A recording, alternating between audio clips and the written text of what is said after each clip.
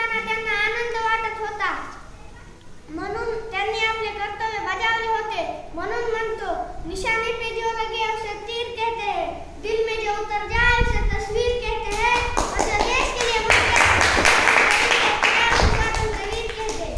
150 वर्षाच्या स्वातंत्र्यानंतर ज्यांनी बंदुकीच्या गोळ्यातून स्वातंत्र्याच्या संग्रामाची ठिणगी टाकली, तेच आजच्या पूजेचे दुसरे पुष्प.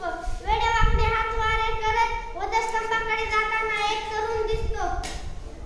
प्राण गेले तरी चालेल, पण कट पाडायचे नाही, सांगणार नाही.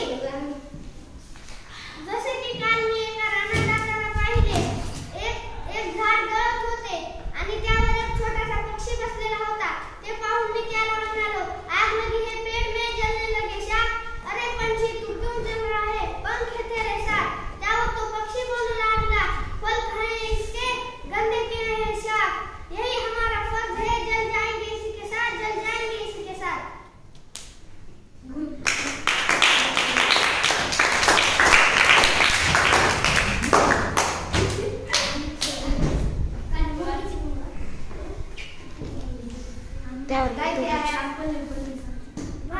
भारताच्या स्वातंत्र्यामध्ये आपल्या प्राणांची आहुती देणारा बाल विश्वास दिसतो, तर कुठे आपल्या जीवाचे समर्पण करणारे चाफेकर बंधू दिसतात.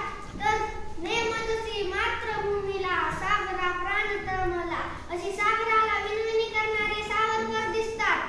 तर कुठे स्वराज्य माझा जन्मसिद्ध हक्क आहे आणि तो मी मिळवणारच, अशी सिंहगर्जना करणारे लोकमान्य टिळक दिसतात. अशा भारताच्या अनेक सुपुत्र